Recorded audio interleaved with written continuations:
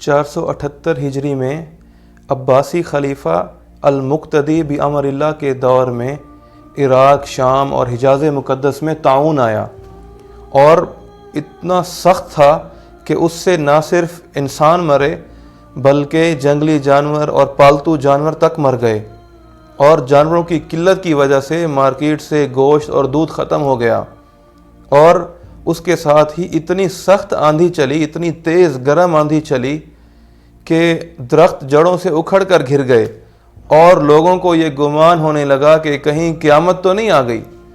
تو خلیفہ وقت نے اپنی رعایا کو حکم دیا کہ کیا کریں، سب مل کر ایک دوسرے کو نیک کام کرنے کا حکم کریں اور برائی سے منع کریں، امر بالمعروف کریں یعنی نیک کام کرنے کا حکم کریں، اور نہی عن المنکر کریں، لوگوں کو برائیوں سے روکنے کا حکم کریں۔ اب رعایا نے کیا کیا؟ اب رعایا نے یہ کام شروع کیا تو کیا ہوا؟ سب نے توبہ کرنا شروع کی، اور جو جس گناہ میں مبتلا تھا اس نے اس گناہ سے توبہ کی، اور شراب کی بوتلوں کو توڑا گیا، اور موسیقی کے جتنے بھی آلات اس وقت موجود تھے ان سب کو توڑا گیا۔ جس نے توبہ کی وہ تو اس کے علاقے میں رہا، اور جس نے توبہ سے انکار کر دیا اس نے ان کو اپنے علاقوں سے نکال دیا۔ اب یہ سب کچھ کرنا تھا تو کچھ دنوں کے اندر اس کی پوری سلطنت سے طاعون ختم ہو گیا، طاعون ختم ہو گیا۔ اب ہمارے اوپر جو یہ کرونا کا وائرس آیا ہوا ہے، ہم اس کو اگر ختم کرنا چاہتے ہیں تو ہمیں بھی کچھ اسی طرح کرنا پڑے گا۔ ہم سب اپنی اپنی زندگیوں میں اپنے اپنے کام کاج میں مگن تھے، اللہ تعالیٰ نے اس کرونا وائرس کو بھیج کر ہمیں ٹھہرا دیا کہ ٹھہرو اور تھوڑی دیر کے لیے رکو اور سوچو جو زندگی تم گزار رہے ہو کیا وہ ٹھیک ہے؟ کیا وہ کامیابی والی زندگی ہے؟ کیا وہ اللہ کو راضی کرنے والی زندگی ہے؟ کیا مسلمان کی زندگی اور مومن کی زندگی ایسی ہونی چاہیے جیسی ہم گزار رہے ہیں؟ اب ہم اگر اس کو ختم کرنا چاہتے ہیں تو ہمارے لیے بھی یہ ڈائریکشن موجود ہے۔ اب ہم نے کیا کرنا ہے؟ ہم بھی توبہ کریں۔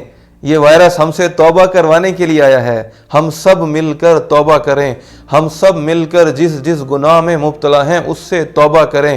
تاجر سچ بولنا شروع کریں، تاجر ذخیرہ اندوزی سے توبہ کریں، ذخیرہ اندوزی چھوڑ دیں، اور ناجائز منافع خوری سے توبہ کریں، اور حکمران انصاف کرنے والے بن جائیں، حکمران ظلم سے توبہ کریں، حکمران انصاف کرنے والے بن جائیں، اور نوجوان زنا سے توبہ کریں، اور نوجوان بد نظری سے توبہ کریں، اپنی نظروں کے اندر حیا پیدا کریں، اور یہ گرل فرینڈ اور بوائے فرینڈ کلچر سے توبہ کریں۔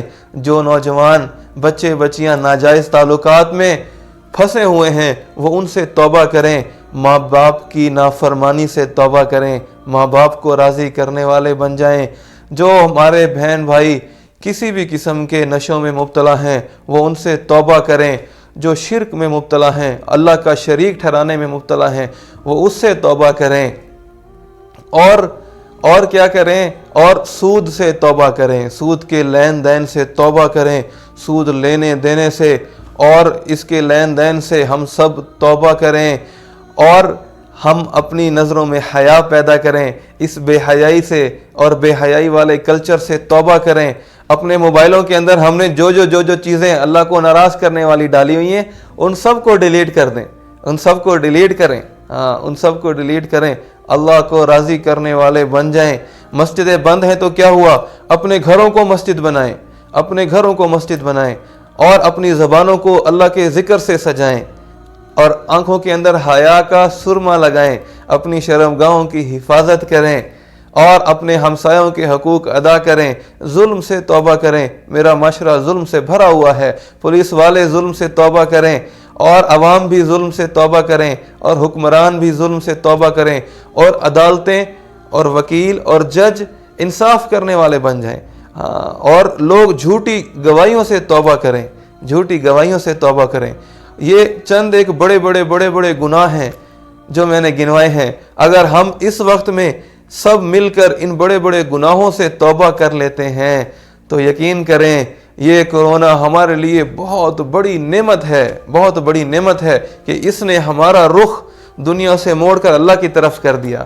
ہاں، ہم اس کی وجہ سے ہم اللہ کو اور اللہ کے حبیب اور ہم سب کے حبیب حضرت محمد مصطفیٰ صلی اللہ علیہ وآلہ وسلم کو راضی کرنے والے بن جائیں۔ ہم سب نیت کریں، اللہ نے ہمیں بہت وقت دیا ہے، بہت اچھا وقت دیا ہے، اس وقت کو قیمتی بنا لیں، اس وقت کو ضائع نہ کریں۔ میں بھی، آپ بھی، اور حکمران بھی، اور رعایا بھی، اور ہم سب مل کر توبہ کریں، ہم سب سچی توبہ کریں۔ سب نیت کرتے ہیں سچی توبہ کرنے کی، میں بھی کہتا ہوں اور آپ سب میرے ساتھ کہیں، یا اللہ میری توبہ، یا اللہ میری توبہ، یا اللہ میری توبہ۔ اللہ ہم سب کو عمل کی توفیق عطا فرمائے۔